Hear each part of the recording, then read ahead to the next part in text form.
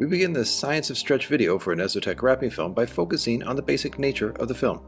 Because it is a PVC-based film, it is very durable, it weathers very well, and it's very flexible. This stretch allows it to be formed onto bumpers, mirrors, door handles, and much more, yet PVC film has a characteristic called memory, which means that as soon as it's stretched, it wants to shrink back to its original position. So here heat is added again, and you can see how the film bounces back to being flat. This aspect of Inozetek film is very important to understand during the install process.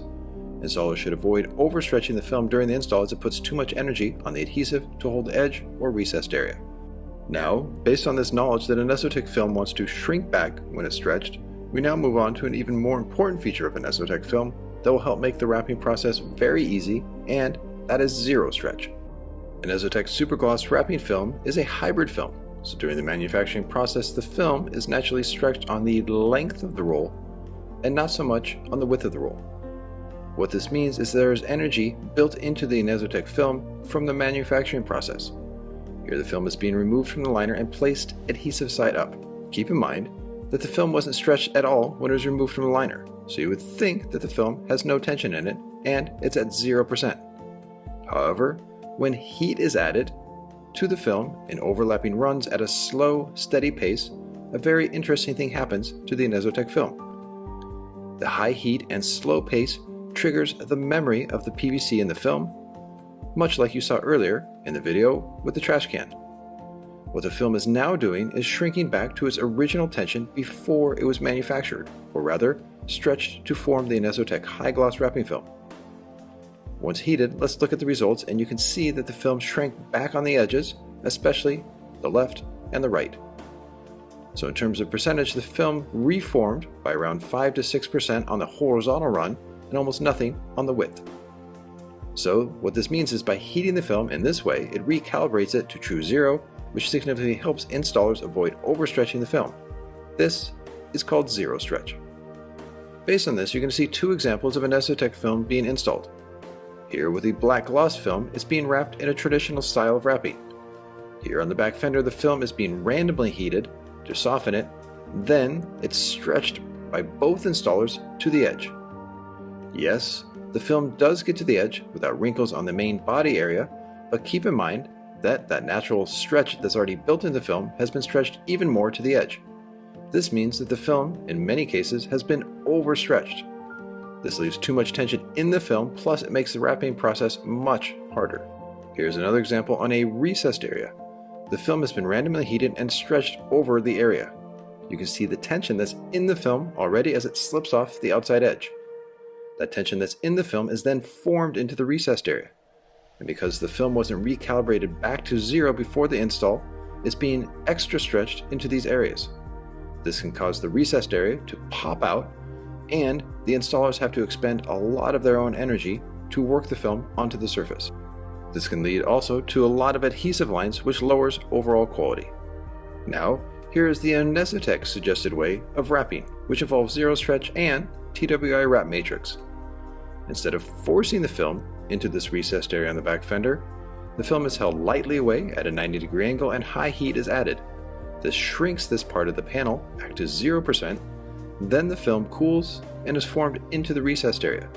This means no tension on this critical area, so long-term hold is assured.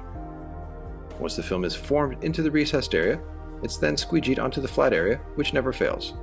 And once the film starts to bunch up on the curves, instead of forcing the film onto the surface, the installers stop and use the zero stretch technique. One installer lightly holds the film off the surface at a 10 to 20 degree angle, and the other installer evenly heats the film from side to side. This shrinks the Inozetek film, which means that it forms naturally to the surface. On the other side of the back fender on the lower section, the same steps are applied. And you can see how, with the overlapping strokes and angle of the heat gun, in many ways, the heat gun is the squeegee. The film relaxes right to the surface. And since it's being recalibrated back to 0%, there's no tension in the film at all. And that shrink is wrapping the car for the installers so they don't have to put out much energy. This means less work for the installers having to put the film onto the car. And here on this curvy upper corner of the back fender, notice the difference between the traditional style that you saw earlier versus using zero stretch with the Inozetek film. Here, by adding heat in those overlapping strokes, the film is shrinking to the curve as it's being gently guided around the edge. It keeps the film from overstretching on this critical area, and even here on the underside, heat is added, which makes the film shrink right to the edge. This makes the wrapping process super easy. Now here at the very top of the back fender, remember on the other footage how the film was forced and had lots of tension on the edge and in the recessed area. Here, using zero stretch, the film is simply relaxed and it shrinks to the edge. This means no tension and, more importantly, no adhesive lines in the film, as it lays flat to the surface and is simply squeegeed into place. And be sure to watch the other videos in this Inozetek education series, as you'll see how to combine zero stretch with the wrap matrix to make wrapping areas like bumpers easier than ever. So as you can see, heat is key for wrapping with an Inozetek film, so now let's focus on the best combination to use. Steam is very effective, and there are a wide variety to choose from that have different attachments. Steam can quickly reach around 200 degrees Fahrenheit, but not higher than that, so it's safe. Handheld IR heaters are very good because they produce a high heat and are very wide. Always make sure that you use a shortwave bulb, and keep in mind that IR heaters are best used for after the install, as they help warm the film and activate the adhesive. A heat gun will be the most used tool. Try to get one that has variable settings, as sometimes it's best to have the heat gun on a high output and other times on medium output. It is highly recommended not to use a propane torch. The flame can get the face of the film too hot and the back remains cold, and there is always the chance of burning the film, so this is a big no-no. Finally, having an IR thermometer is critical, as certain areas of an Inozetek film have to be post-heated at the end of the job. So, the primary heating tools are an IR thermometer, handheld IR heater, and a high-quality heat gun.